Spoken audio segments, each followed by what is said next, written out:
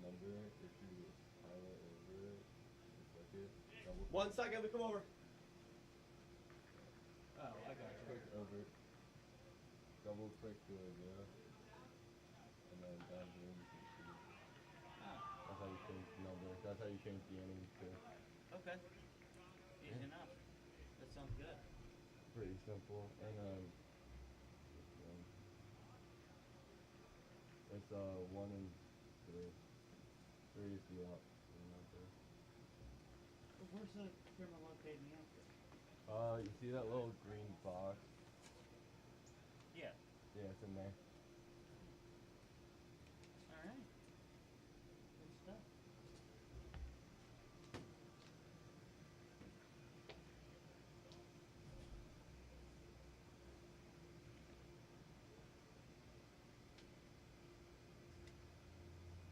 What time are they starting? I'm not sure the exact time. When are they starting? You said? Yeah. I think another like 10 minutes. Okay.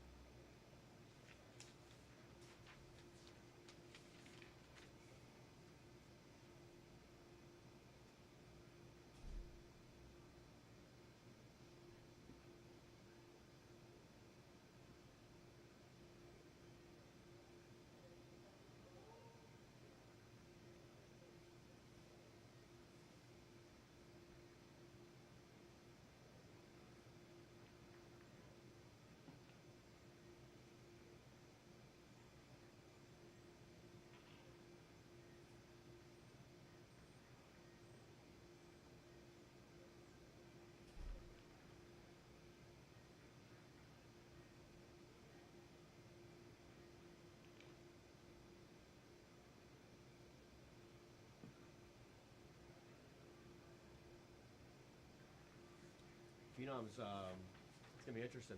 They plan on doing something different with their pitchers. The first guy's gonna go 2 innings, and that's their goal, and then they're gonna switch it off.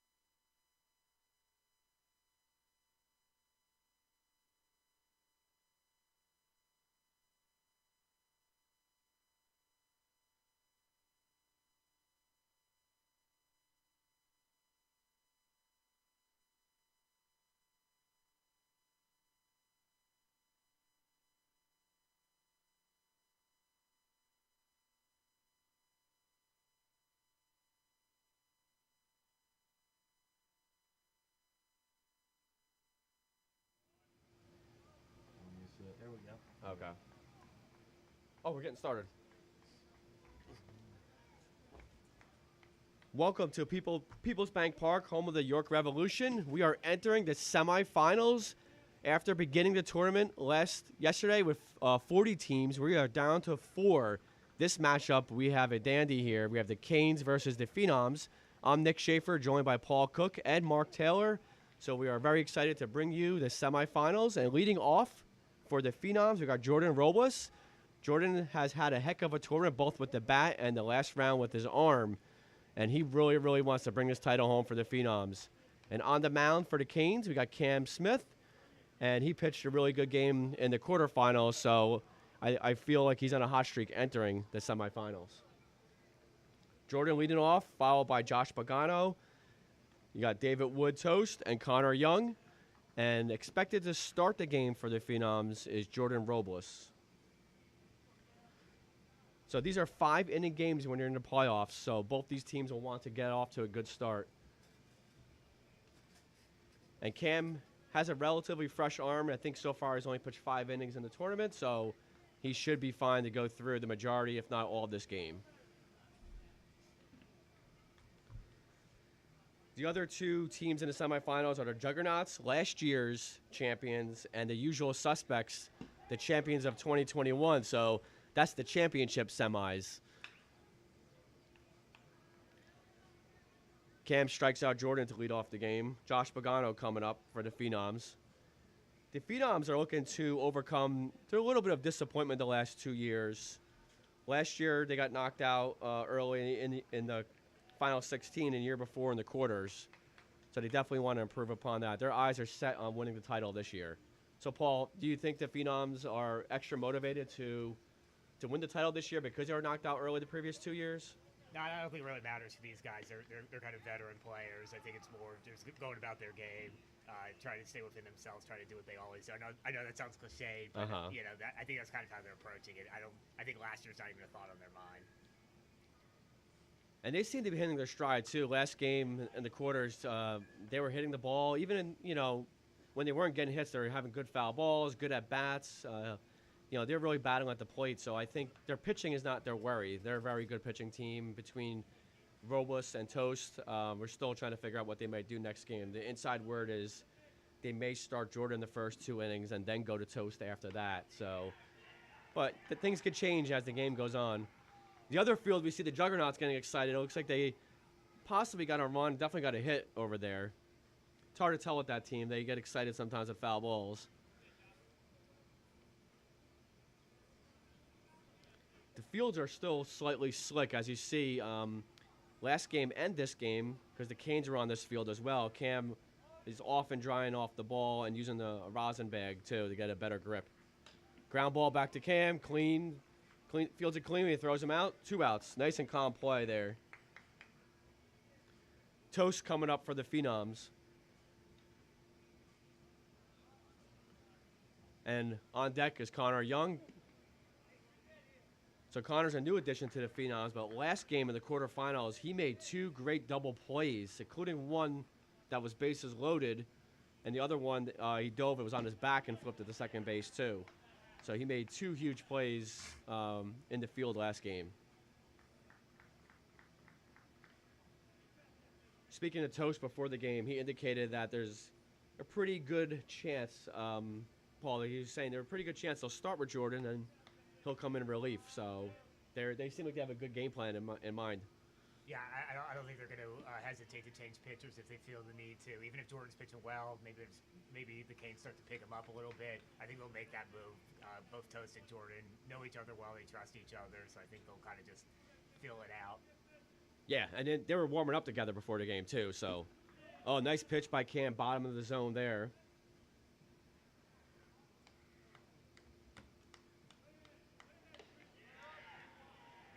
It looks like the Jugs just hit a home run. The ball's heading towards our field. Jumping out to an early lead over there. It's got to be at least 2 runs, right? 'Cause we heard that hit earlier. Yeah, I think it was at least 2 runs over there. Well, once we get the score for you, we'll let you know. We'll keep you updated on that. But that is the game of champions over there, the last 2 champions of this tournament. This is the 3rd annual United Wiffle Ball Championships. Nice pitch by Cam. Gets Toast swinging for a 1-2-3 inning. So a very good start for Cam, and I think it helped him that he pitched the whole game before this, and he only had about a 15, 20-minute break, so his arm is still warm, still fresh, and he came out here ready to go. Same thing with Jordan. He just pitched the last game, and I think they're going to try to ride his momentum heading into the beginning of this game. The Canes batting order is the same they've been using the last couple of games. Devin Torres leading off, Kenny Stengel second, Cam Smith third, and Rob Longeroux batting fourth. So that's a pretty good lineup. They're not killing the ball this tournament, Paul, but they're hitting enough. I think that's a fair assessment, would you say? Yeah, no, I'd agree. They started to come around that last game, had better at bats. Devin Torres looks like he was starting to get locked in, but we'll see if that carries. Sometimes that doesn't carry over game to game. Yeah. So we actually have a score update. It's 3-0 Juggernauts in the first inning. And Stan just hit looks like it might be an opposite field. I think it's a home run. It went off the outfielder, slid to try to catch the ball. Brought the fence down with his arm, and the ball went over. Yeah, we're trying to confirm. It is a home run. It looks like it is a home run. So Stan hit a left center field fly ball. The usual suspects outfielder slid off his arm, and then I think it carried over the fence. What a crazy play. They're still talking about it over there. I see Sarno confirming whether it was a home run. A lot of action on these two fields. So if you were following along our tournament, we started with 10 fields and 40 teams, and now we're down to 4 teams. We've had over 200 players from more than 25 different states and 2 countries, and it's the first ever tournament to feature a non-United States team. We had the Wiffle Tigers come over from Japan, and they had a great time, Paul, the Wiffle Tigers. They competed well, they could pitch, they could hit. Their tournament ended early, but they had a blast, and they competed hard. Yeah, they really did. I was walking around the concourse earlier. They were sitting down there. They're still there. This morning, they went over to some local wiffleball fields here in the New York area and played an exhibition game against some of U.S. players. So, yeah, the tournament didn't, from a record perspective, wasn't what they would have hoped, 1-3. But they had a great time, and they were the talk of the tournament throughout. Yeah, there was shirts and merchandise sold with the Wiffle Tigers logo. People were snapping them up, so they were pumped about that. Great guys. I mean, they couldn't speak much English, but their smiles spoke a lot to us, and they had a great time. I hope they're back in the future because they have a lot of talent. Jordan's still warming up here. And, Paul, one thing I want to say, too, about this matchup is some of these players have been teammates in the past. They know each other well. They're good friends. So how does that factor into the game? Yeah, I mean, there's a lot of familiarity here between all these players, both of these teams. I think it may be a little bit of a. I think that could work either way. I think it could be a little bit of a tentative game maybe to start, or we could see a lot of runs early because again they are so familiar with each other. These Canes hitters, especially Devin Torres, Kenny Stengel, and Rob Longeroux have seen Jordan for 10 plus years now in different environments, so there's not a whole lot of secrets there. Yeah. Well, what's crazy about wiffle ball is sometimes a player he can bring something new. Maybe his second best pitch becomes his feature pitch in big moments. So it'll be interesting to see how Jordan attacks Devin, especially, and Kenny, because those 3 know each other very well. And as Paul indicated earlier, Devin's bat's starting to get going, and he's a very streaky hitter. Once he gets going, he starts hitting to all fields, hitting with power. He's a very tough out once he's feeling confident at the plate. Yeah, no, he really is. You see him there. He's always locked in, always focused. And, once he may go, a game or 5-6 at bats and not do anything, but he's got that. He's always got that power potential. He's definitely, I think, the most dangerous hitter for the Canes. Definitely the one that Jordan's going to want to be the most careful with. Yeah, nice, sweet lefty swing. Yeah. And he hits to all fields, too. He goes to left field, right field. He's not just a pull hitter. He can do it all. And again, he's, not just Jordan. He's seen so many pitchers over the last, 8-10 years or so. He's got a really good idea of what's coming, of how guys are going to try to approach him. He's a true veteran hitter at this stage of his career. All right, looks like we're ready to start the bottom of the first here. Jordan took a lot of warm-ups. I think he really wanted to get his arm ready to go. Devin stepping into the box. Bottom first, 0-0. We're playing 5 innings. High and inside to Devin there. I think Devin's sweet spot is probably middle in, a little bit low. As you can tell, he crouches down, but he can hit all areas of the plate. As I say that, he takes a pitch low inside. Counts even at 1. So defensively for the Phenoms, from left to right, David Toastwood over on the, Josh Pagano over at the second base area. Jordan, of course, pitching. Jordan gets Devin swinging through that. They got Connor Young over to your right there. You see walking back to the mound with the ball in his hand now. And then in the outfield is David Toastwood. So Phenoms 4 guys today. Their fifth, Vin Lee, who's, you see there on the sideline, is under the weather, so he's not expected to play today. Yeah, that's very unfortunate because Vin had a hot bat early in the tournament, and it's another element of leadership too. So I know it's killing him not to play, but he's here helping his team out as best he can with his ideas and cheering him on. Devin battling Jordan here, ex-teammates.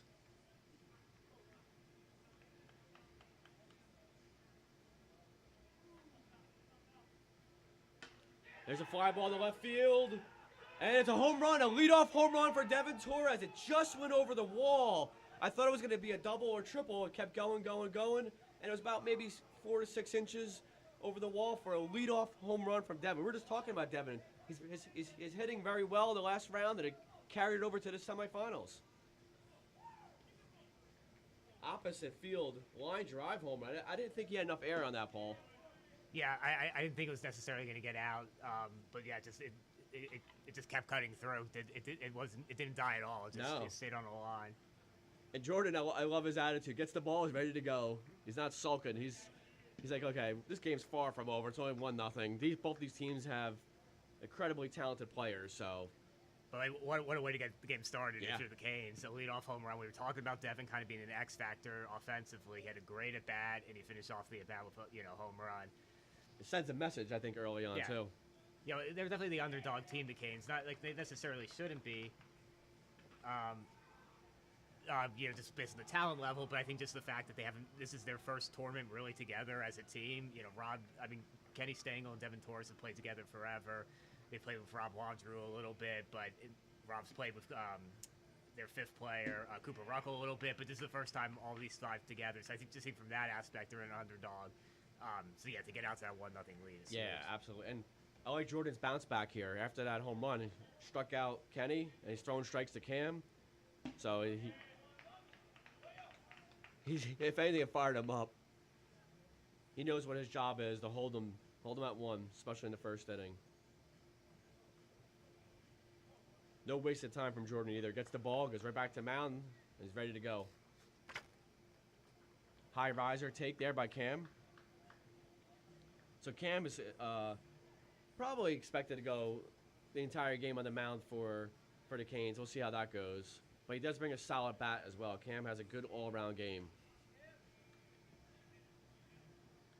This game features actually some of the best all-around players hitting, pitching, and fielding, including Jordan, Cam, Devin. Those guys are good at all aspects of wiffleball.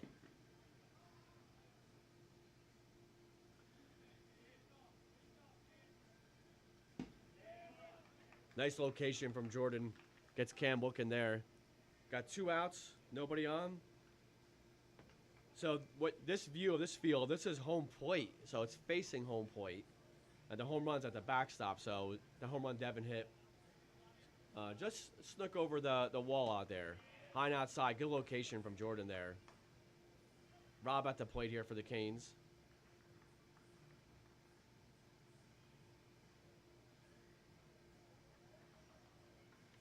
As we mentioned earlier, the Phenoms are an excellent fielding team, too.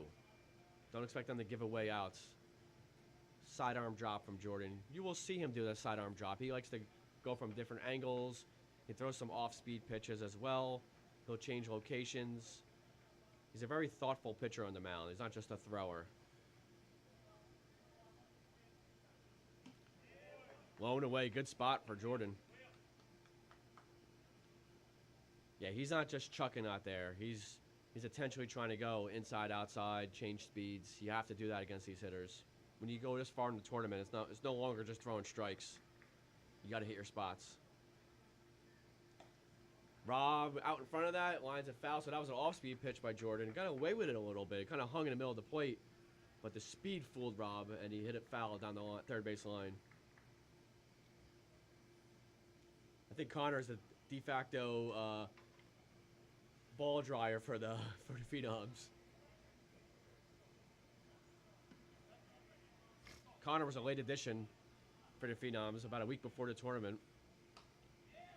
Rob's battling up there, another foul ball.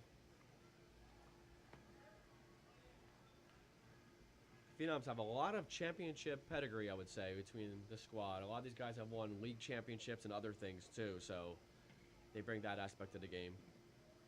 Yeah, we can get into that a little bit later, but lots of championship experience, a lot of national championship experience on both of these teams. So good recovery from Robles there. After the leadoff home run by Devin Torres, he strikes out Kenny, Cam, and Rob. At the end of one, it's 1-0 Canes. We're heading to the top of the second inning.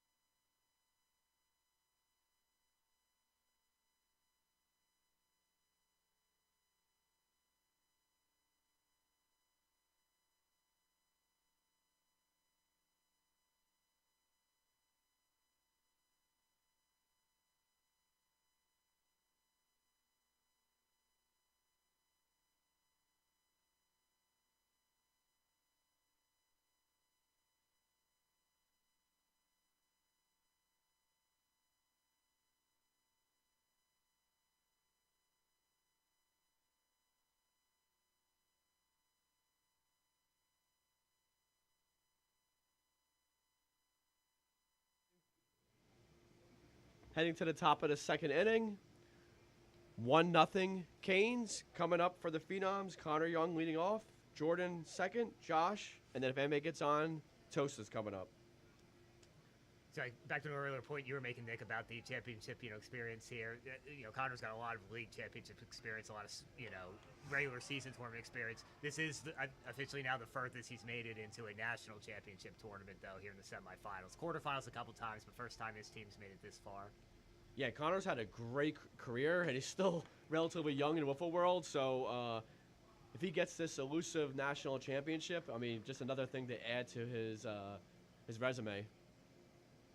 He makes big plays. I always say that about Connor. He could be 0 for 18, then he gets a big hit. He makes great defensive plays, and he's still very effective on the mound, whether it's an innings eater or a big game. So he's one of the game's better all-around players.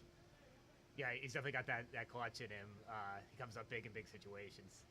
And he loves those big situations, which I think you have to in order to come up, big. And he thrives on this kind of stuff. And he's like one of the true students of the game too. I think he likes watching other games and watching video and talking to other people. So he knows this game very well. Nice pitch by Cam, outside corner.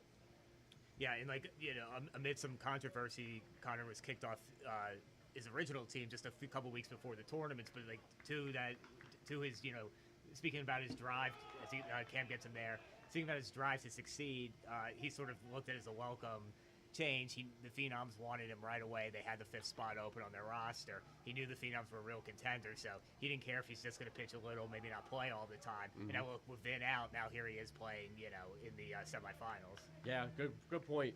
So Robles coming to the plate. Paul, he's hit some bombs this tournament and clutch home runs. He had a 2-run game-tying home run in the last inning yesterday against the Jugs, which the Jugs eventually won. Then he had a game-winning home run yesterday as well. So Jordan seems like he comes up. The bigger the moment, the better he does. Yep. And I think he'll, as this game progresses, we'll see him put some really good swings on Cam's pitches. Yeah. Cam is a heavy riser guy. The screwball you kind of saw there. It's been a little flat today. And Jordan can crush a riser. And I think it's just a matter of time before Cam leaves one over for him. Yeah, and that's in Jordan's wheelhouse too. That pitch is Jordan fouled straight back. So Cam's got to be careful. What he might want to do here as a pitcher, when you're throwing a pitch that the hitter likes, but it's one of your better pitches, is throw it higher out of the strike zone. Try to get Jordan to chase, or maybe change his eye level and throw a low drop too. That might be effective strategy here. Cam looked like he tried to drop there, or some sort of off-speed pitch that just stayed high. We talk about this a lot too. These pitchers, usually are 2, 3, 4 pitches deep in their arsenal, but you don't want to lose on your third or fourth best pitch. There's a shot to left field by Jordan.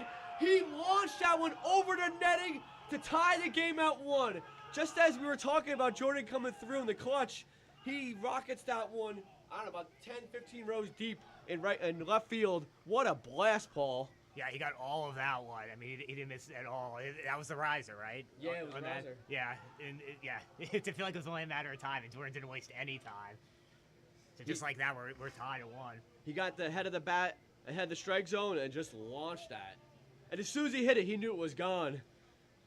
The sound of the bat, you could just tell. He got all of it. 1-1 here. Let's see if Cam can recover after that, too. I think that's going to be a big part of this game. So, we talked about this being Connor Young's first semifinal appearance, but at least he's had a lot of national championship experience. This is Cam's just third year playing in this. As he gets Josh Pagano to swing through that low pitch. He's far less experienced in these sort of big situations. I think it's really important for him to kind of bounce back, settle down. Absolutely. Because, these teams mentally have to come into this game knowing it wasn't going to be 0-0 in the 5th inning. There's going to be some hits, some solo home runs. There's a fly ball to left field. Lands in. It was a check swing. Landed it for a single. An excuse me single by Josh. Cam's got to be a little frustrated there.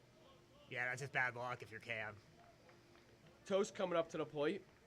So we got 1 out, man on first, in a 1-1 game.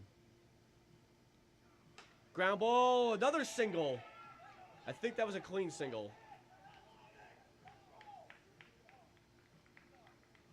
So we got first and third. They're coming up here hacking, Paul.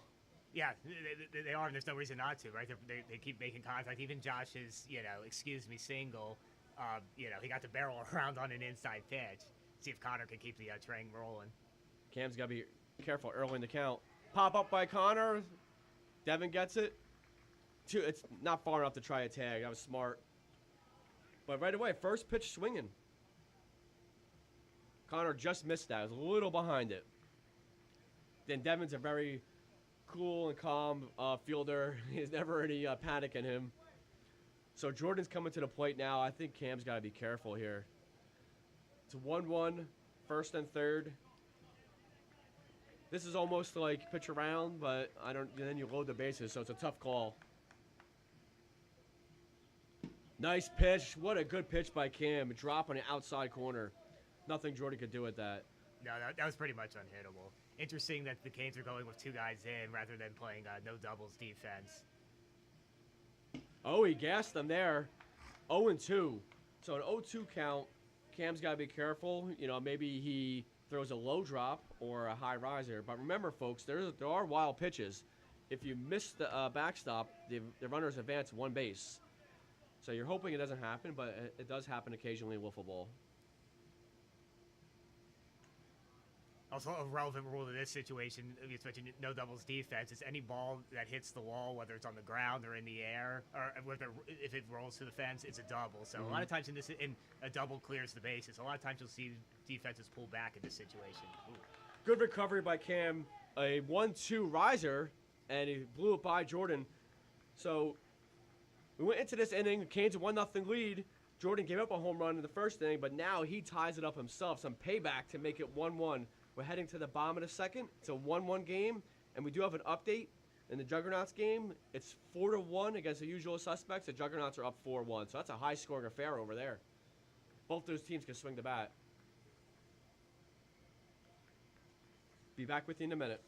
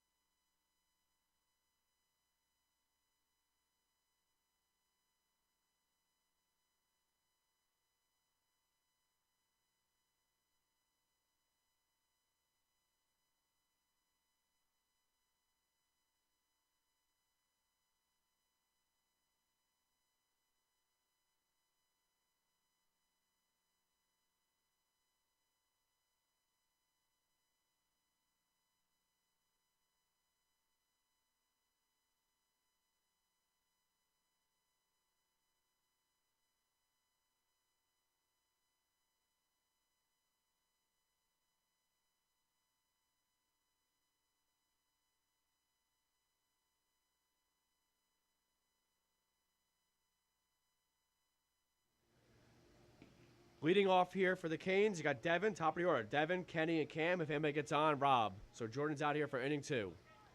Devin's last at bat hit an opposite field home run.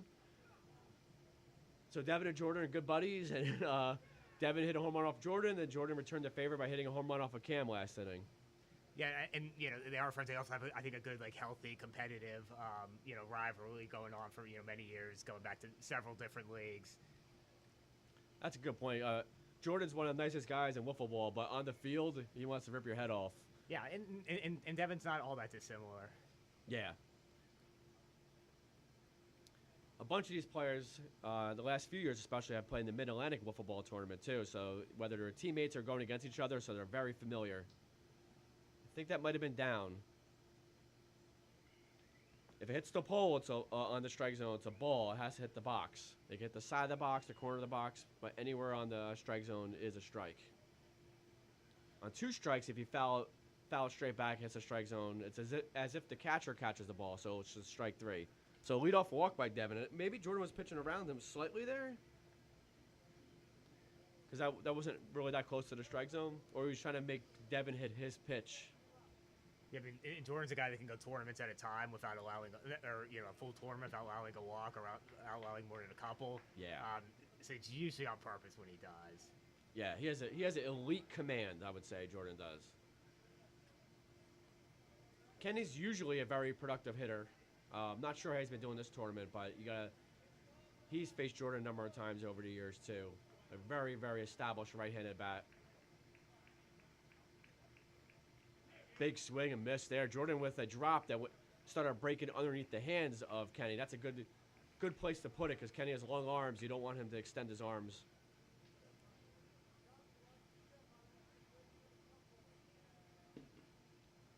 You can see the Wiffle Tigers behind Kenny on the right side, too. They're catching some of the action. Oh, Jordan, a high riser, top of the strike zone.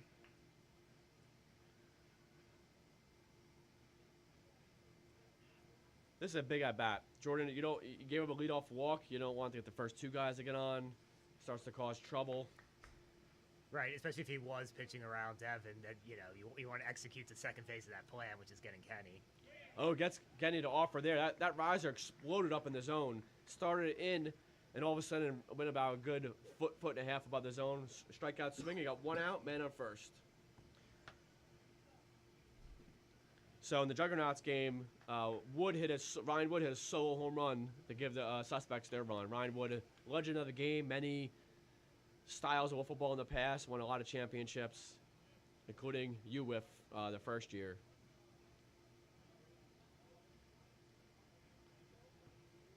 Cam at the plate. So I think when you get this far in the tournament, the people who are pitching, like Cam and Jordan, you want to help yourselves too. You want to control what you can control. And Cam and Jordan are two guys that can do that at the plate.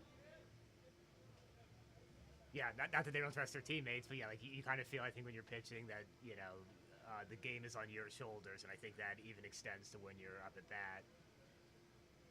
Yeah, sometimes, having talked to a lot of pitchers, sometimes they like to bat too. It gets their mind off of just pitching, helps them relax a little bit, takes some of their anger out in the plate. So I think it is helpful both ways for them. Yeah, I mean, otherwise you're just sitting on, you're just sitting on the bench, overthinking. Yeah, just thinking about what you did wrong, what you can improve. Good pitch by Jordan, cuts in underneath the hands of Cam. Couldn't extend his arms for another strikeout. We got 2 outs, man on first. Yeah, that changeup drop. I think that's going to be a weapon here for Jordan later in this game. And if they make it to the finals and he pitches any part of the finals, I think he'll have to rely on that too. Just to change hitters' timing. That's a weapon he had maybe like 5 or so years ago. He still uses it sparingly, only when he needs to. But this is the time when you unload your whole weapon. Yeah, it's very effective, Paul, because his motion too, I think, helps you. He hops to the left. He's coming at you with all speed and arms and body motion, and then you expect it to be a high-velocity pitch, and then it's a off-speed pitch, and it totally throws off your timing. So I think the motion helps it be even more effective, besides the velocity difference. So Rob swings through that one. We got man up first, so a double scores a run, remember, any kind of extra base hit. Good outside location from Jordan. And so after busting hitters in the last few pitches, Jordan paints the outside corner, and Rob is like, oh, where was that pitch? Unfair. Got 2 outs, man on first. So after that home run, Paul, that Jordan gave up, he has a strikeout, 1 walk, and 2 strikeouts in a row. And now it's 3 strikeouts in a row. So he has definitely settled in. Not a 1-2-3 inning. After a leadoff walk, Jordan struck out 3 straight hitters. We are heading to the top of the third. It's a 1-1 game.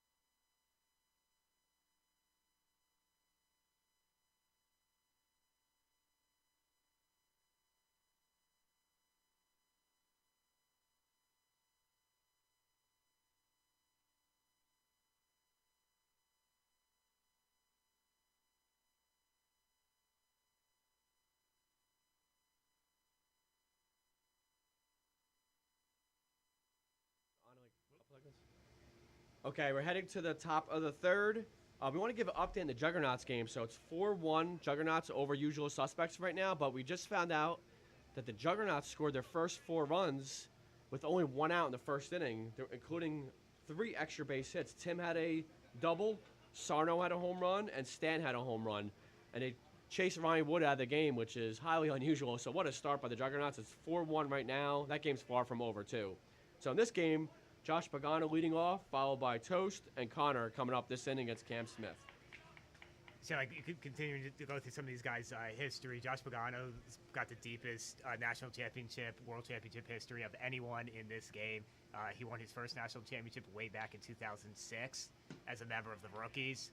Won the MVP award that year, or the Cy Young award, too. Won a second national championship title in 2009 as a member of the Phenoms, and has been the Phenoms' heart and soul ever since. And I think that's important to have a player like that in your squad, too. It just helps settle everybody down, not get over-emotional and too excited in big moments or low moments of the tournament. There definitely are highs and lows throughout a whole tournament. Cam looking for a quick inning.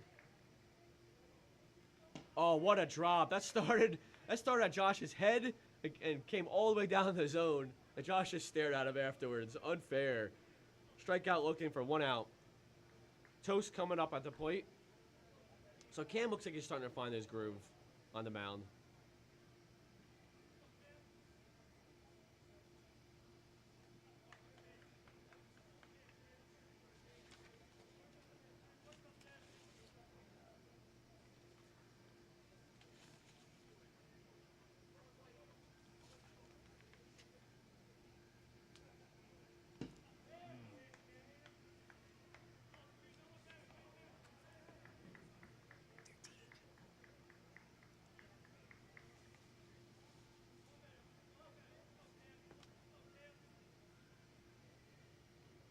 Just outside. Good take from Toast.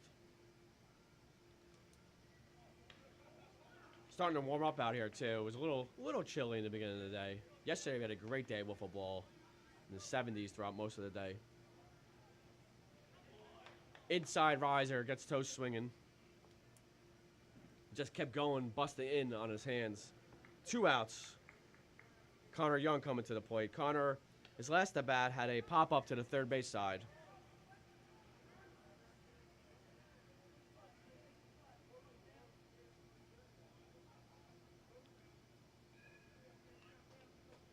So Connor often, when he gets his big hits, ends up going to left field, left center. He does pull the ball once in a while, especially for power. But he's sort of like a gap hitter. Outer edge of the plate. He definitely wants to extend his arms like he did on that play.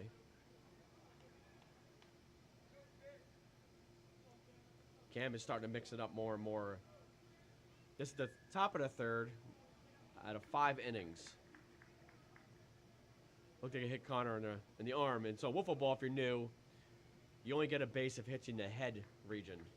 Nowhere else. And we had a few hit by pitches yesterday. I think I at least saw 3 or 4 people get hit in the head. Definitely stings with the velocity these pitchers are throwing. Connor swings through an outside riser from Cam.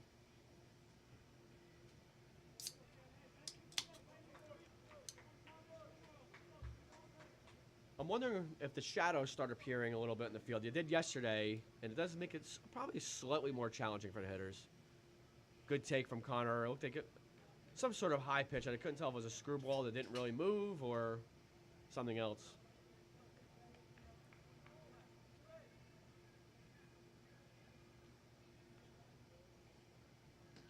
Good inside pitch from Cam, and you can tell he's excited about that. Does a little shimmy, like a Steph Curry shimmy. 1, 2, 3 inning. We're heading to the bottom of the second. It's 1-1. Oh, bottom of the third. It's 1-1.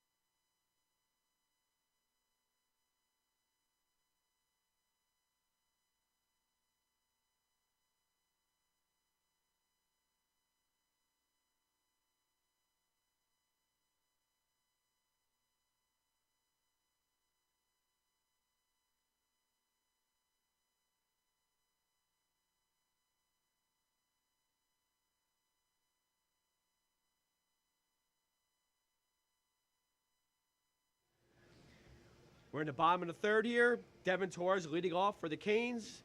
He led off the game in a home run, and here's a pop-up to center field. Pagano makes the catch. One pitch, one out. That's not an easy play when it's a pop-up in the center of the diamond. You have the pitcher, you have the third baseman, the outfield. They're all looking at each other. It was kind of a low one, too. Like, I had a lot of chances to drop. You just got to go straight back. You don't have time to turn around your body. You just got to backtrack. I'm sure Jordan likes that quick out. One pitch, one out. Kenny Stengel in the box now. Inside, gets him swinging. He's been busting Kenny inside a lot. That definitely seems like it's the game plan from Jordan. Yeah, that earlier at bat when he seemed to work around Torres a little bit, I think the thing you can take from it is he feels comfortable with Kenny. He's got some sort of game plan that he feels is going to work. And I think it is busting him inside. Of course, if we say that, there he goes low outside. But yeah, but you got to mix it up, though. So, but that pitch now becomes more effective because Kenny's like, he saw an inside pitch. His mind is thinking inside. And then Jordan throws a riser outside, and Kenny's unable to pull the trigger on it. 0-2 here to Kenny. Jordan's a very effective 0-2 pitcher because having played with him in the past too, he knows, and Paul, as both of us are ex-teammates, he knows when to bounce a drop, he knows when to throw a high riser. He's very smart once he gets ahead of the count. Yeah, if he's ahead in the count, he's going to take advantage of it. Foul tip off the end of the bat, but I think hit the backstop. Good play by the catcher. He holds on for strike three. We got 2 outs. Cam Smith coming to the plate. So yes, with 2 strikes, if the ball's foul tipped and it hits the strike zone, that's basically the wiffle ball equivalent of the catcher holding on to a foul tip third strike. So that's a strikeout. I like that rule. Cam with a big hack, swings through it. Jordan throwing a riser in the outer part of the plate. So Jordan has been. It seems like he's settling into a lot of 2 pitches, risers and a drop. He mixes in different arm angles, so those 2 pitches are sort of more like 4 or 5 different pitches, but those are the 2 main weapons for him. High riser. So he throws a lot of high risers. He tries to use the aggressiveness of the hitter against them. Gets them to chase a lot of pitches. Because the riser usually, with Jordan, starts in the middle of the plate and explodes up in the zone, out of the strike zone, and the hitter's mind is like, oh, I'm going to swing, and then it's too late to take it. Low drop.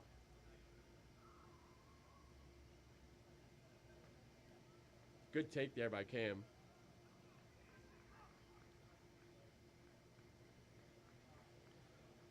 Cam just looks like a wiffle ball hitter, a wiffle ball player. He has a knee brace, high socks. He has an elbow guard, batting gloves. He really does. He's got the look down. He's also got that wiffle ball persona, which a little quirky. A lot of intensity. Yeah, a little bit of everything out there.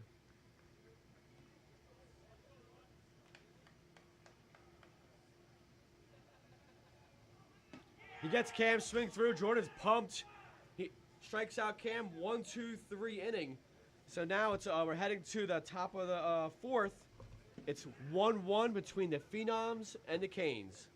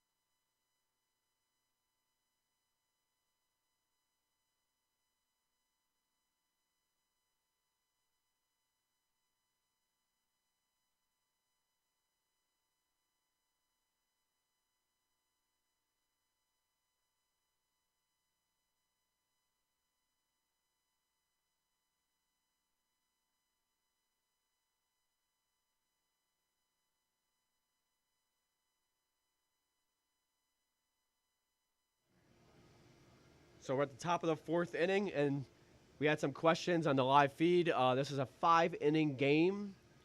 And also, thanks for the update from Greg Thornton on the Cam Smith shuffle that supposedly does drive women crazy in Missouri. So thank you for that little piece of information, Greg.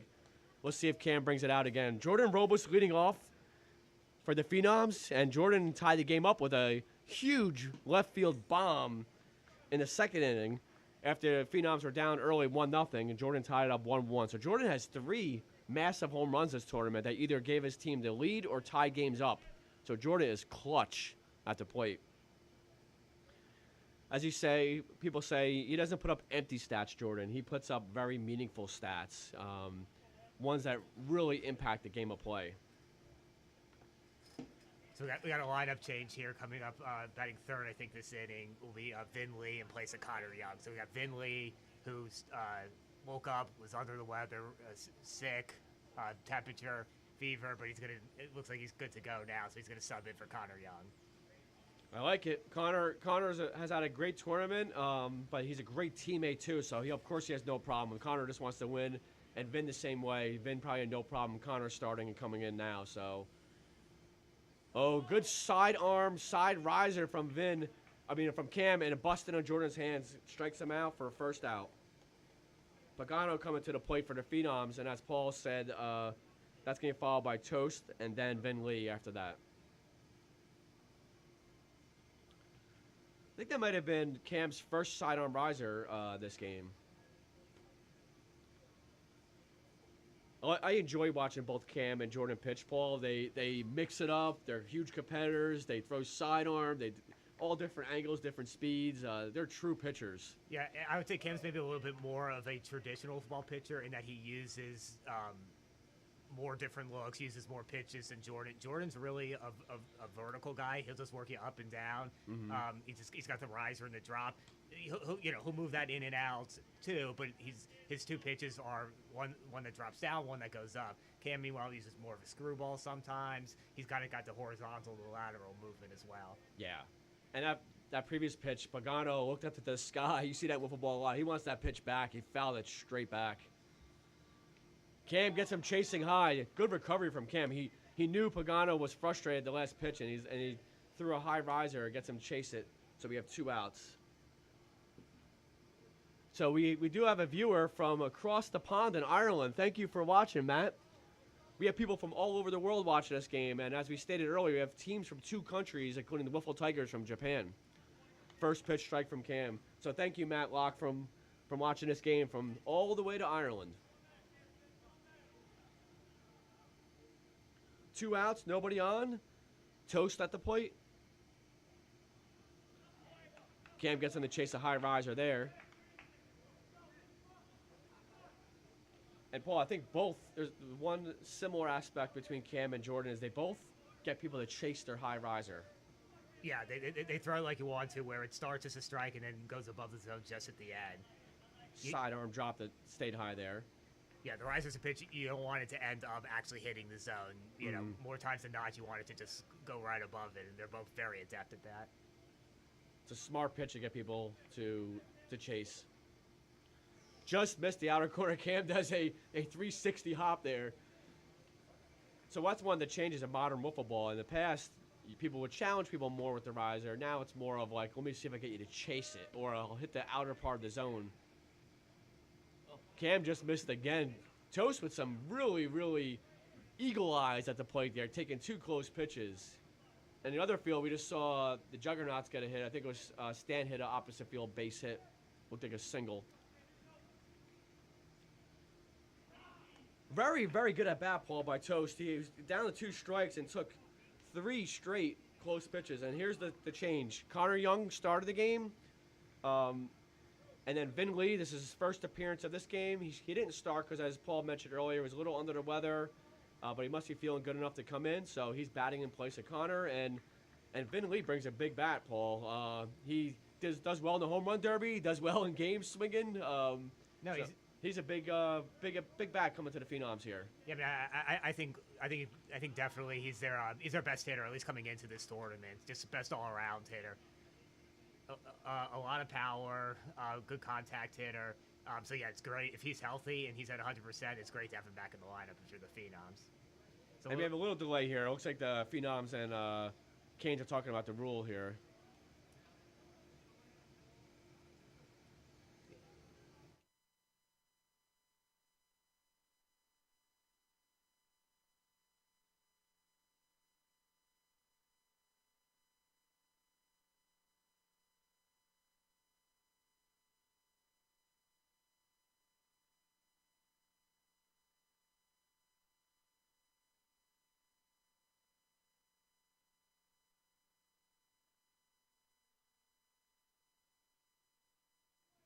So there was a little delay. They wanted to ask Paul Cook about a rule here about flipping the ball to second base for the force, and of course they can. But it's good that it's smart by Rob and the Canes to clarify and make sure they know the rules.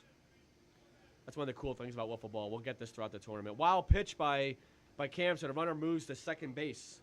Remember, as we said earlier, there are wild pitches, and usually you don't see it in elite pitchers, but that one, his sidearm riser just sailed completely out of the right-hander batter's box. That's about 30 seconds of wasted time asking that rule question when the very first pitch puts the runner on second and makes that flip to second a moot point. Yeah, okay, they're cracking up on the mound too. They're like, yeah, it doesn't matter now.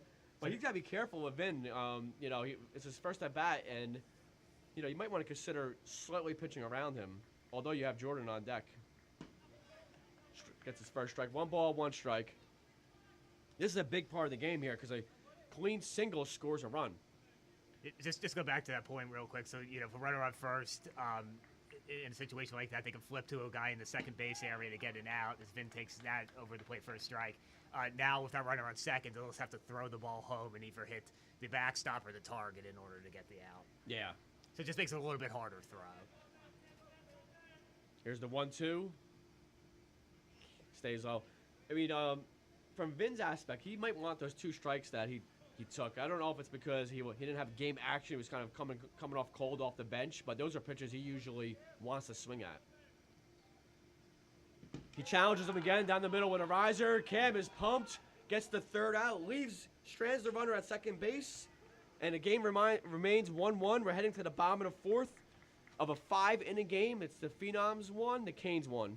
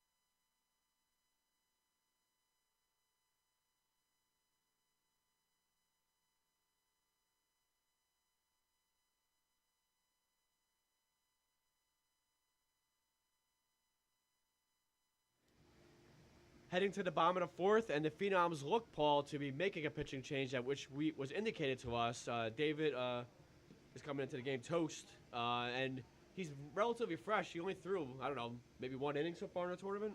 Yeah, I'm not even sure if it's a complete inning.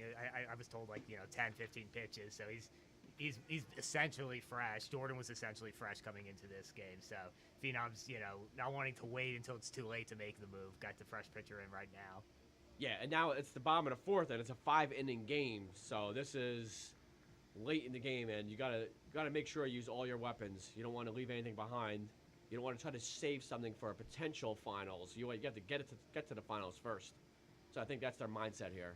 No, in Toast and Jordan are very comfortable coming in and out of games, and starting and stopping. Some wiffle pitchers, they like to, once they get into a game, just keep going and going and going, so their shoulder doesn't tighten up, or their arm doesn't tighten up. But these guys are very comfortable coming in and out. So I think this is the right strategy, and I think they'll probably, if they make it to the championship game, I assume we'll see a similar strategy employed. Yeah, so they made two big changes in the fourth inning alone. They subbed Connor Young out for Vin Lee, and now they're bringing in a relief pitcher, David Wood, for Jordan Robles. So all about strategy to Phenoms as this game went on. And if you're the Canes, they faced Toast a number of times over the years too. They're players. They're familiar with him. So they'll be ready to go as well. Toast has a few more warm-up pitches left. Jug's game, I don't think there's been any run score. I'm pretty sure it's probably still 4-1. We're waiting to get an update. Once we get an update, we'll let you know. We sent our sideline reporter, Tim Cook, over there to get some information for us. I see him standing out there in center field.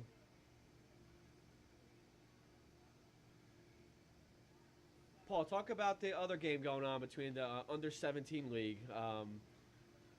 We have MLW under-17 championships going on in center field, correct?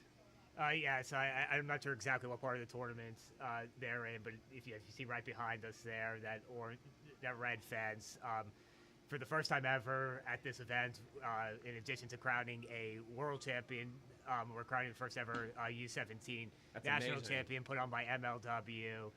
If you've heard of wiffleball, there's a good chance you've heard of it because of MLW.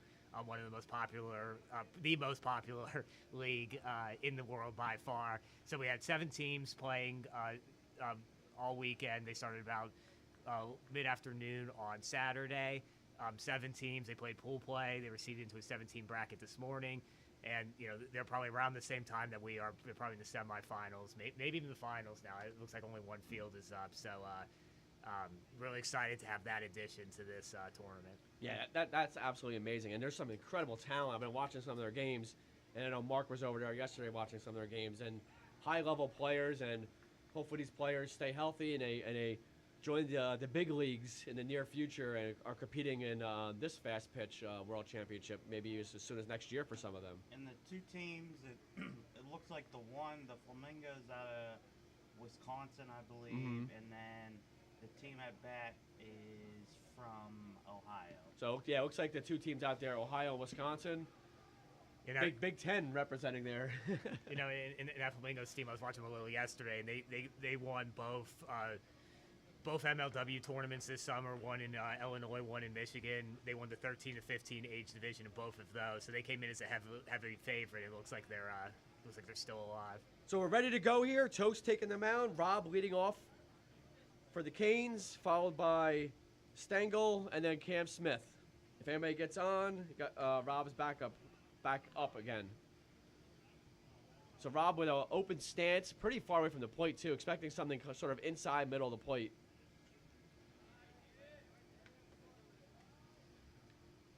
So the 3 pitchers so far for the Phenoms, both Jordan and Toast, and for the Canes with Cam, nobody's exceptionally tall, so these guys are just incredible athletes with all different arm angles. Sometimes you'll see, there's some very tall pitchers or big, bulky pitchers out there, like Ryan pitching for the Jugs right now, all full muscle with his cut-off shirt. So totally different styles. It's one of the great things about wiffle ball. You see people from all different shapes and sizes.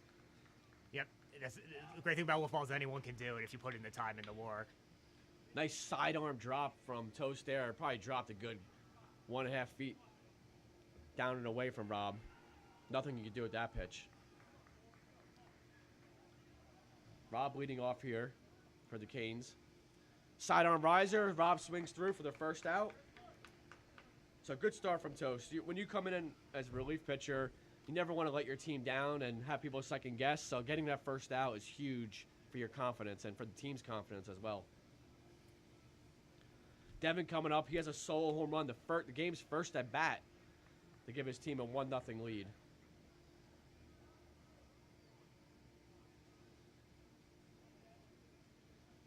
So Devin also popped out in the previous at bat too. So he seems like he is on the ball so far today at the plate. Up and away, Devin swings through.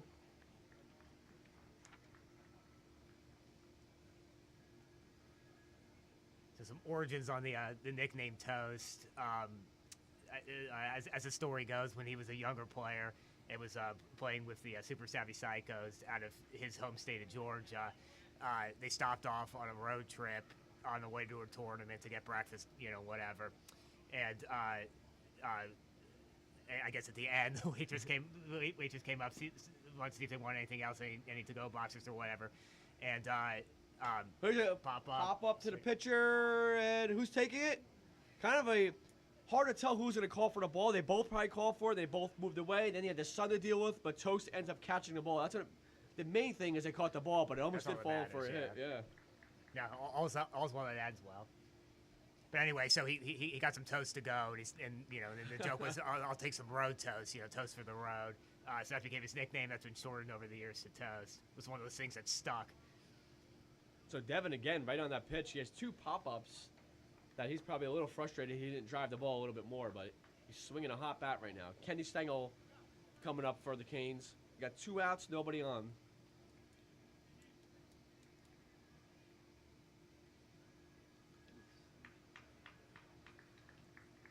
Toast trying to go down and away to Kenny. You don't want that ball to stay middle plate, even middle plate away with Kenny, because he can extend his arms and drive the ball to center field, right center. He has more of a close stance compared to some of his teammates. Out in front of that pitch. Kenny's eyes lit up there, but I think the drop ended up middle of the plate, but Kenny swung through it. I think he was ahead of the pitch.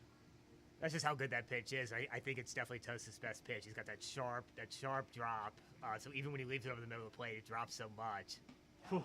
That sidearm drop was nasty, Paul. Up and away. I don't know if you could do anything with that pitch. No, it was. Kenny's a really tall guy. He's good 6'3", 6'4". That ball was at his head, not too far from the plate, and then just dropped in at the top of the zone. We got 2 outs, 2 strikes. He challenges him in a riser. Kenny puts a good swing on that. That's maybe not where Toast wanted that pitch on 2 strikes especially. He got away with that one. So you might see a drop on this pitch, maybe a sidearm drop from Toast. You let Kenny see the riser. Maybe you don't want to go to back-to-back risers. No, I think it's definitely going to be a drop of some sort here. Ooh, off-speed pitch. Up. So we're in the bottom of the 4th, 1-1. It's a 5-inning game. And, Paul, if you go to extras, I know we're a little bit away from that. It's just, no rule changes, right? Just go straight through. They'll just keep playing until there's the winner, yeah. Even if we're here all day.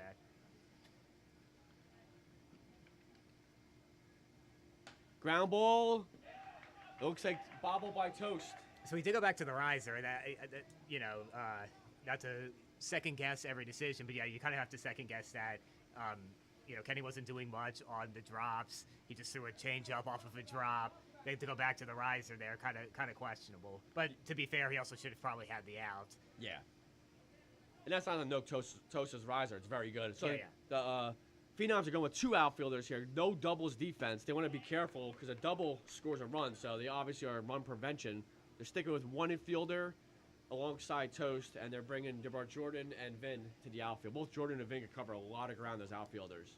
Yeah, just if the ball touches the ball rolls to the wall in any way, that's a double. So they're just trying to prevent that from happening. And speaking of drops, Paul, he started 2 sidearm drops on Cam here for 2 strikes.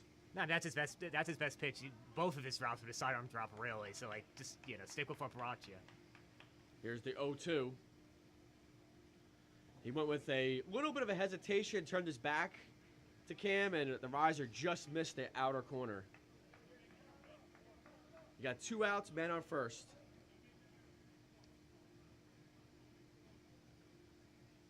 That was the Canes' second hit of the day. Gets him in. It looked like a little bit of off-speed pitch, down and in. So Cam's able to escape a little bit of Toast is able to escape a little bit of the damage there after a 2-out single. So we're heading to the top of the 5th. It is 1-1.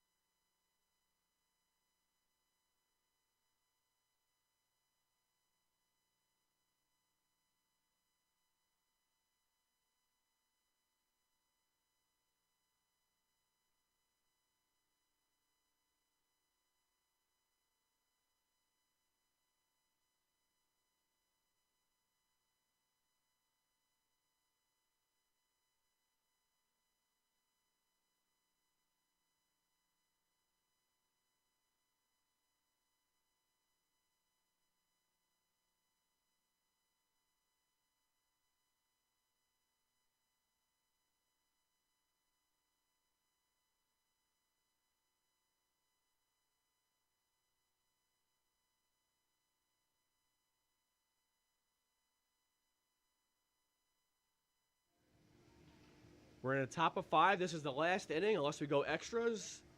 Jordan Robles leading off, followed by Josh Pagano, David Wood, and then Vin Lee. Jordan has a home run in this game to tie the game up at 1. He hit his solo home run in the second inning. Cam Smith's still on the mound for the Canes. He pitched the entire quarterfinals, and now he's trying to go through the entire semifinals. Yeah, and if the Canes are to advance to the finals, I think you'll see Cam again. That was their plan, get Cam into Sunday fresh, and they did. So they're gonna ride him. This is a big inning, Paul. Typically, Jordan Robles owns the last inning of a game, so we'll see how he does as a leadoff hitter. Up and in. He lays Jordan out on the ground, and you can see him laughing at each other. Just missed Jordan's face there. Remember, if you hit in the head, it is a hit by pitch, and you get a base. It was a sidearm riser with a lot of velocity by Cam. Another inside pitch.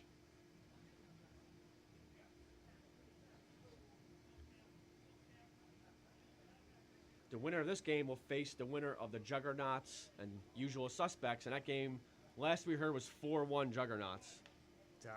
5-1 as of 10 minutes ago. 5-1 Juggernauts. And that game features, as Jordan has a leadoff walk, that game is featuring the last two UWIF champions. The Usual Suspects won the championship in 2021, and the Juggernauts won it last year. The Juggernauts are trying to win back-to-back titles. They won back-to-back Mid-Atlantic Wiffle titles, and now they're going for their second title in a row for UWIF. So they would enter elite company, but we'll get into that later on if they do end up holding on to that game. But what an incredible run the Juggernauts have been on for 2 straight years, especially. For multiple years past that, but especially the last 2. Cam moves in the strike zone a little bit here.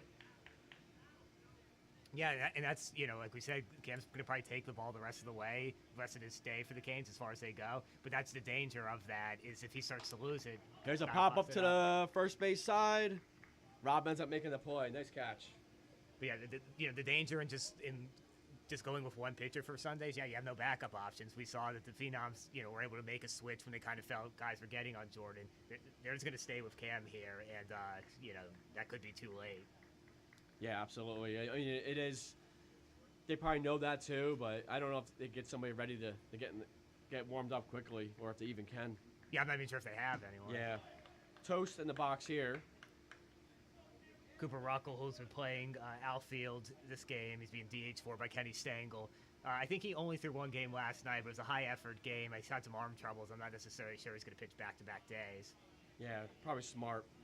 So Toast does have one hit this game. He had a single in the second inning.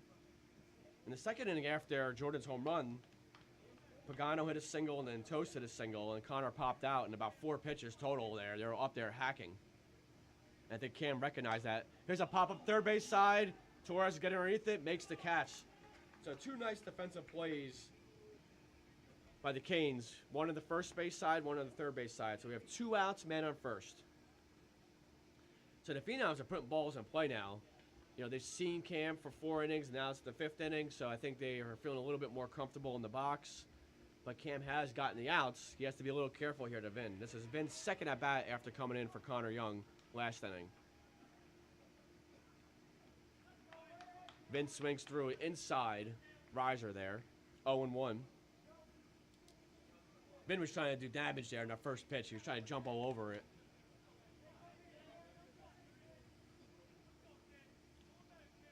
And the Canes playing no doubles defense, too, playing with 2 outfielders. Nice pitch by Cam, outside corner. Teams have made the adjustment very well, Paul, especially the last couple of years with putting their defensive alignment in the correct spots. Here's he challenged Vin right down the middle, and Vin fouls it straight back. That's maybe not where he wanted his 2-strike pitch to be. No, yeah, probably not. But he got away from it. Away with it, he'll take that. Yeah. And back to your point about the defense, is as wiffleball historically has been a heavy pitching sport, for obvious reasons. But as offense ticks up, so does defense, and those defensive alignments become more important. Ooh, Cam gets him swinging, and the Canes are pumped. They're heading to the bottom of the 5th. It's a 1-1 game.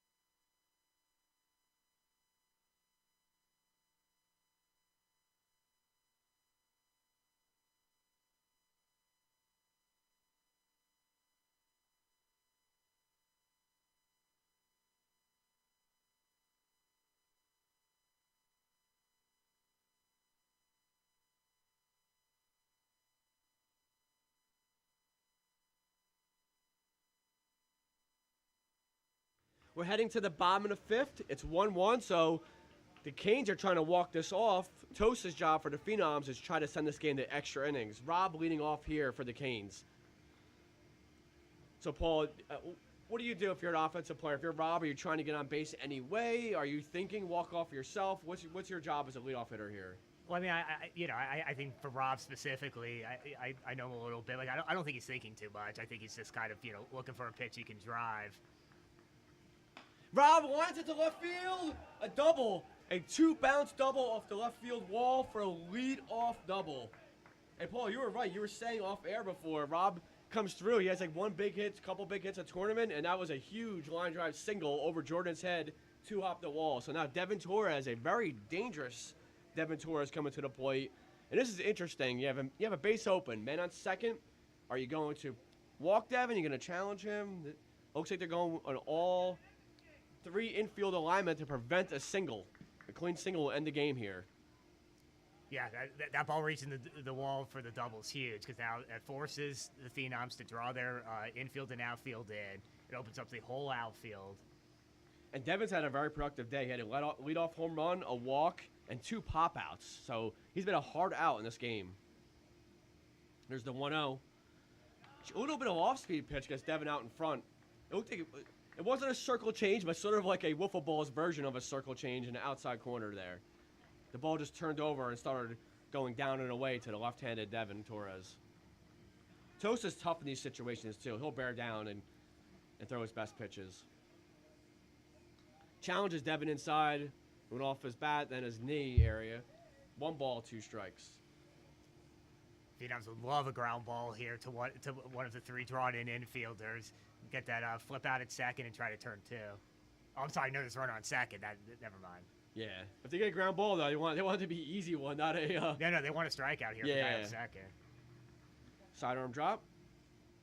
Sidearm drop, but hits Devin in the thigh. You got to be careful with a sidearm drop to a lefty batter. It's different because if it goes into the middle of the zone, Devin's going to rip it for a hit. For a righty, it's very, very hard to pick up on the ball because Toast does hide it well. But Devin's a little different. He stands off the plate. He could see it a little better. Oh, good pitch by Toast. Devin swings through that for the first out. So after a leadoff double, Toast does recover to strike out Devin. Coming up for the Canes, you got Kenny. On deck is Cam.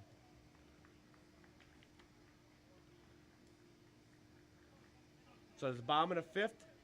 5 of 5 innings. Toast is trying to get this into extra innings, and Kenny's trying to walk it off for his squad to send them to the finals. Ooh, Kenny right on that, fouls it off on the right-hand side.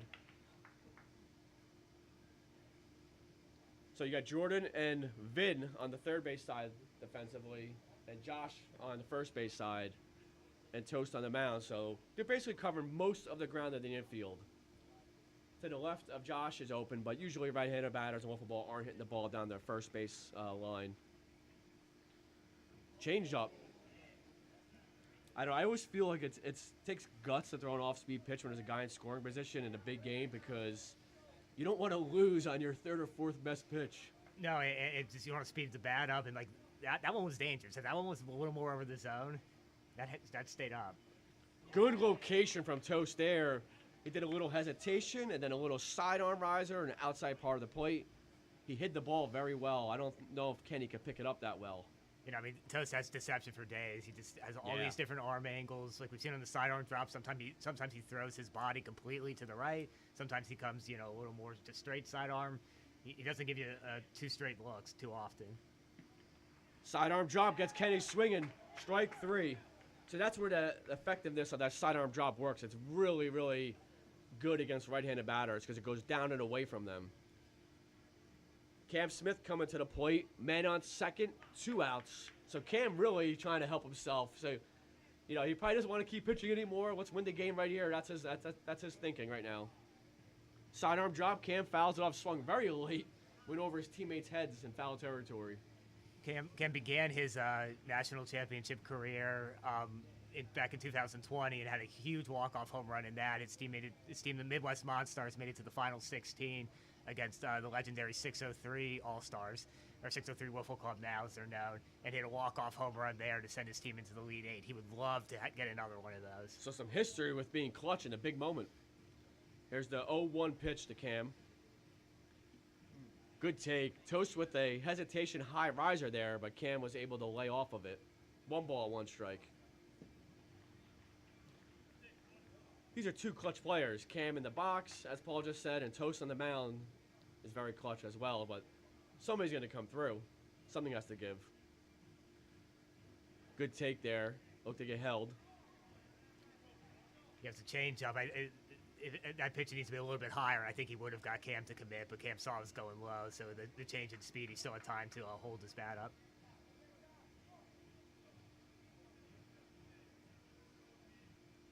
Sidearm drop, gets him. Did he tip it?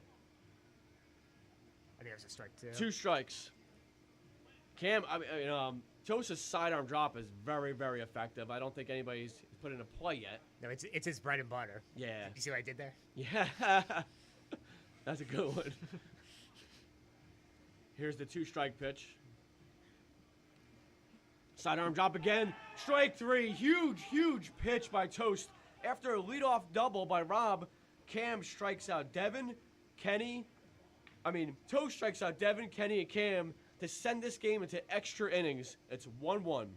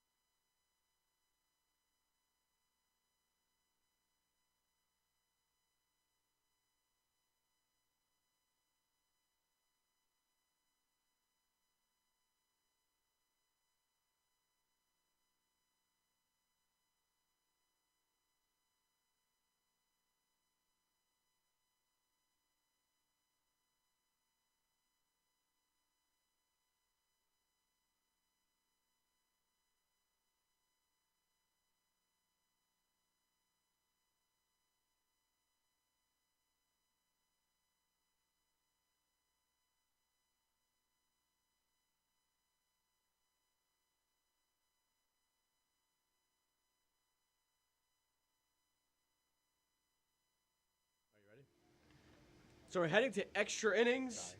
It's 1-1. The winner of this game heads to the finals. Jordan Robles leading it off. And Jordan does have a home run. He hit a solo home run in the 2nd inning. And Cam Smith's still on the mound for the Canes. Cam's got to be careful here. Jordan does have a history of hitting big home runs at big moments. As Cam hits Jordan in the back in the first pitch. Trying to send a little message. The other game, Juggernauts are up 5-1 in the top of 5. So they're inching closer to another finals appearance. Stan hit a home run to extend that lead in that game. 6-1 that game is Juggernauts over the usual suspects right now. Jordan takes that one inside. So Cam has been mixing it up against Jordan, but hasn't really been that close to the plate yet. His velocity and command seem a little bit down to me these last couple innings. Yeah, sharpness has decreased slightly. There you go. Cam hits the zone there. It wasn't necessarily the greatest pitch there, but a good spot, good location by Cam. Jordan's looking for something to rip, something in the inner part of the zone. Sidearm riser hits the outside. Good pitch from Cam there. A little extra juice on that one.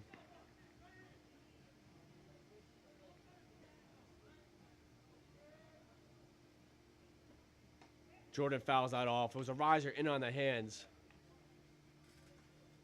Good two-strike safety foul by Jordan there. Cam's quickly getting to the mound, ready to go. Gets Jordan oh, did he tip it? Yeah, high and inside. Jordan got a piece of that. Right away, he indicated he tipped that pitch. You know, I mean, Jordan's not going to try to buy one there. That must have been off close to the handle, too. Stayed alive. Let's see if he can make that pay off. Here's the two-strike offering.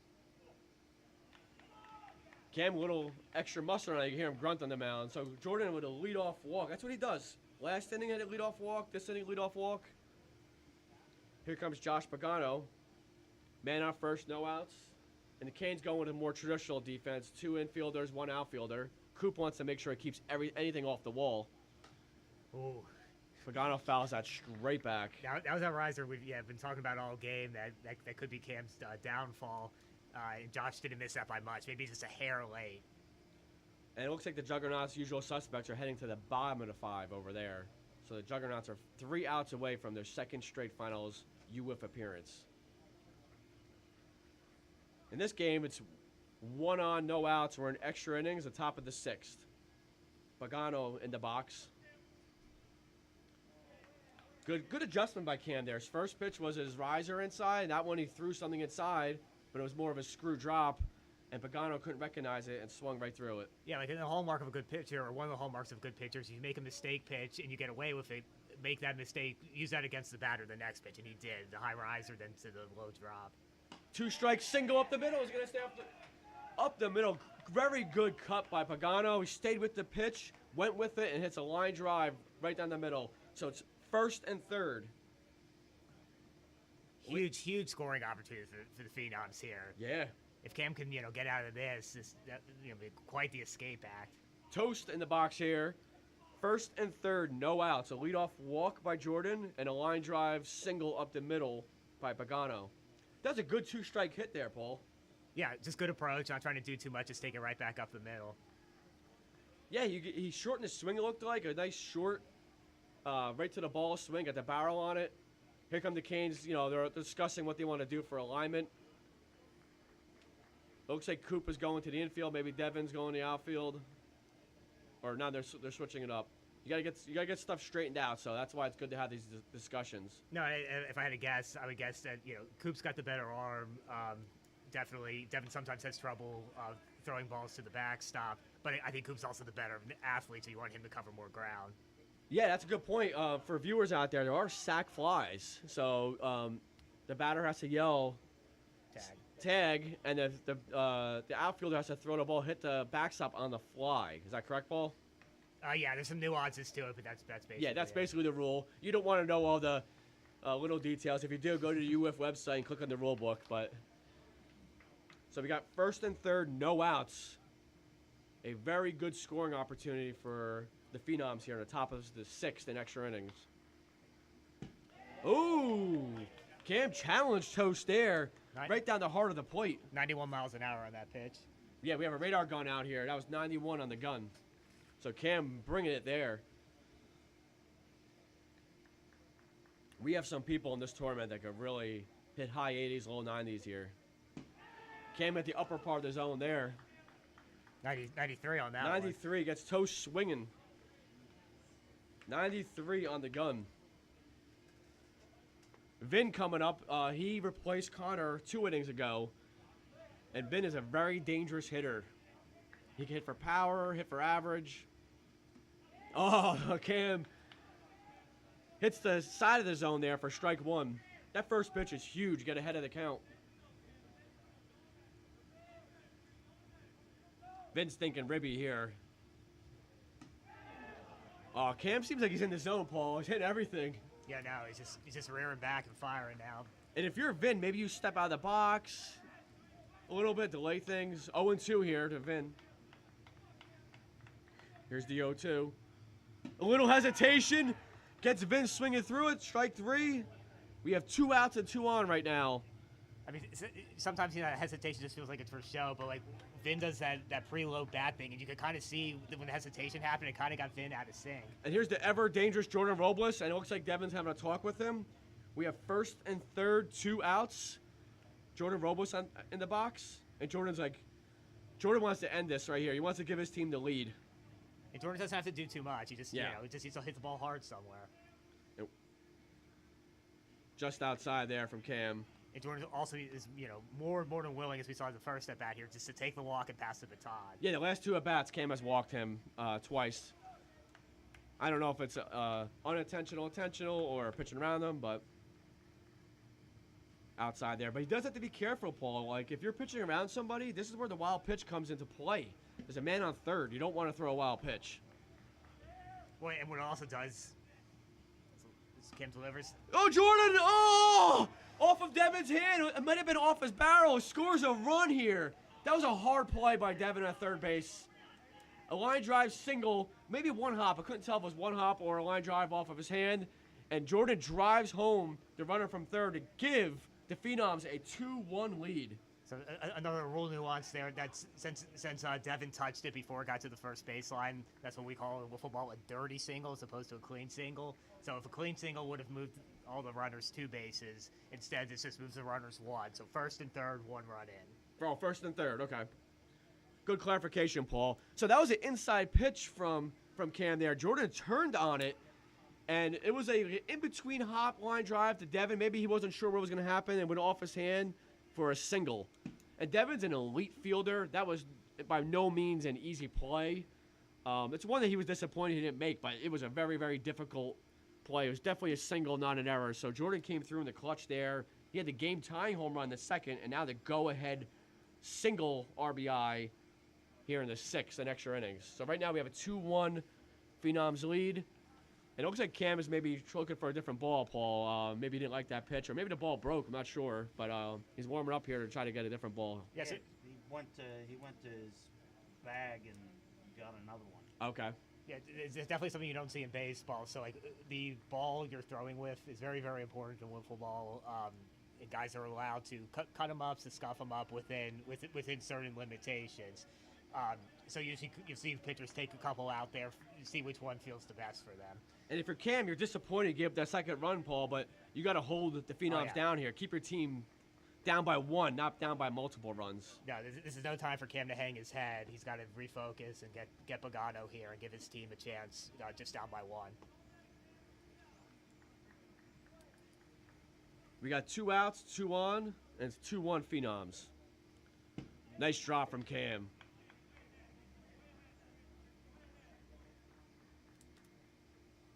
What a clutch hit by Jordan. It looked like it was a ball off the plate, so it'll be interesting. I think it was. Yeah, and he was able to stay on it. I don't think he even got the barrel on it. It was more of the inside part of the bat, but he still hit it hard enough for a line drive single. It's a ground ball foul. I mean, Cam's still pitching very effective, but maybe the last 2 innings he's lost a little sharpness, which happens to almost every pitcher as the game goes on because it's high stress pitches. No, when you're just far in a tournament. Yeah.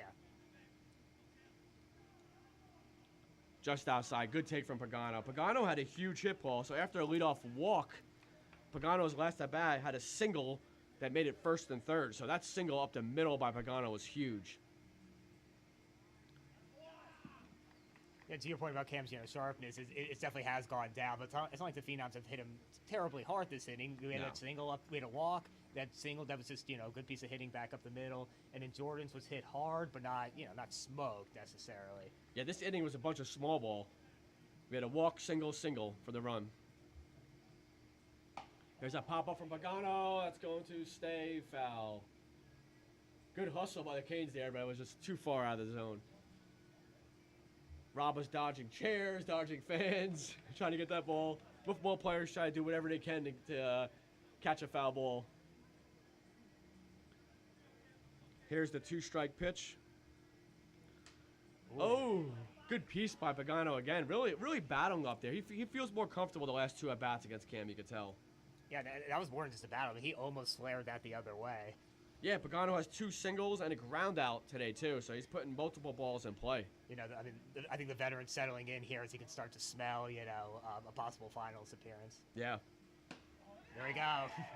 Another single from Pagano. Yeah, he's coming through big time this inning. 2 singles and an RBI. 3-1 Phenoms. And we have first and third again. That situation is coming up a lot this inning. 3 first and thirds. Yeah, they keep hitting these singles, keep just moving the chains. Toast in the box here. That's a huge run. It goes without saying. Yeah. But, up by 2 runs, your last at bat much different than our going into the last half of your defensive inning. A lot less pressure than having to defend a 1 run. Yeah, absolutely. Here's Toast when he launches one. It's probably Torres is going after it. Nice hustle by Devin, but it stays foul.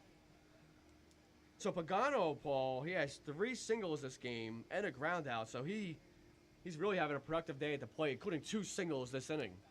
You know, like I was saying, he's been waiting a long time to get back to to get another championship. It's been 2009 since he last won a national championship.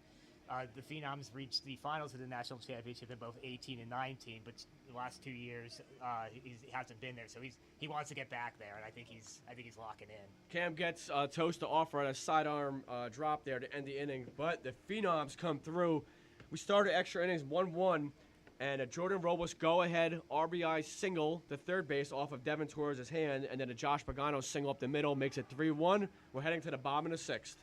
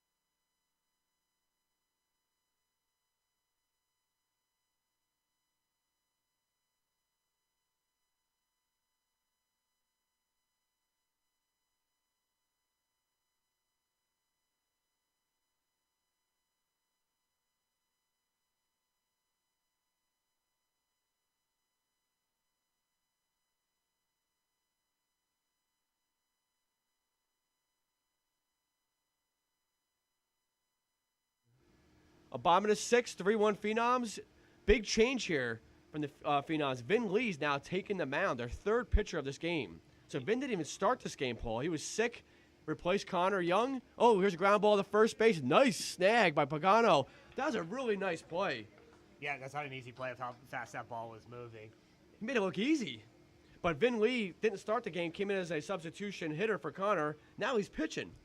Yeah, I think we were talking about earlier that one of the reasons they would want to go to toast when Jordan was still pitching well is just to change up the looks. Don't let these guys see you a second, third, fourth time. And I think that's the same strategy here. They trust all three of their pitchers. They trust Pagano too.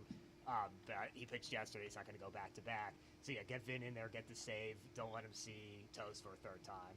That was a big out, Paul, that leadoff. You never want to give the leadoff runner. Yeah, because Devin will be the tying run, and Devin's been on the ball today, including hitting a home run in the first inning. So that first out, nice play. Pagano coming through at the bat, coming through in the field, having a very good game. Nice location by Vin. Change of speeds, too. So warm-ups, we were looking at the radar gun. Vin was even hitting 91 in warm-ups a little bit, and he's a little under the weather, so that's very, very impressive. Devin's trying to do whatever he can to get on base for his squad. Vin ahead of the count now, 2 strikes. The Phenoms are 2 outs away from making it to the finals. So the Juggernauts ended up defeating usual suspects 6-1. So the Juggernauts are in their second finals in 2 years.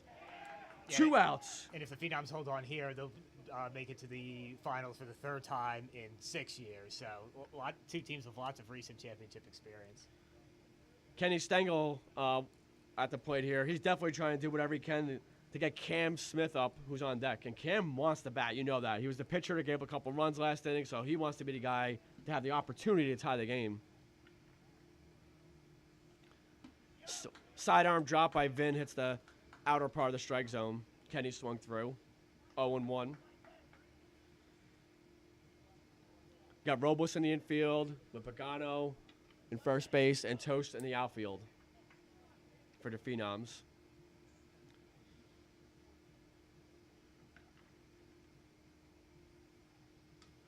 Foul ball. So Vin is challenging them. He knows that there's nobody on. He's not trying to give a free pass. He's high-quality stuff, but he's definitely not, nibbling around the corners. No, with a 2-run lead, you can afford to, just go right at guys.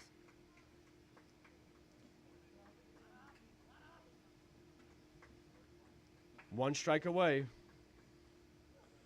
Change of speeds. The Phenoms are 1 strike away from facing the Juggernauts in the UF Finals. Vin Lee trying to close the door.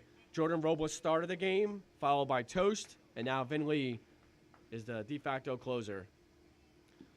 Just missed the outer corner. You can see Vin went down to the ground like, how did that miss? So close. 2 strikes. Fans get a little rowdy here. Yeah, we got a lot of fans in the stands. A lot of people's families, friends, and players, too. Here's the 2-strike pitch. Sidearm. Gets Kenny to swing through. Vin closes the door. The Phenoms are heading to the UF Finals. So after being down 1-0 after a Devin Torres home run, Jordan Robles tied it up in the second inning with a solo bomb. And then the extra innings in the top of the 6th, the Phenoms went crazy. They had a walk, a single from Josh, a go-ahead single RBI by Jordan, and an RBI single by Josh Pagano to give them a 3-1 victory. So what a good competitive game this was, Paul. Yeah, it's everything you hope for from a semifinal. I think this finals is going to be even better. I think this final matchup between the Juggernauts and the Phenoms will be on the air in a few minutes. Probably a little longer than a few minutes, yeah. 15 to 20. Yeah, that's going to be a very good game. Both teams know each other very well. They have good pitching, good hitting, and good fielding, and they face each other a number of times over the years. So that should be a highly competitive match, and we'll see you soon. Once again, the Phenoms defeat the Canes 3-1 in the semifinals.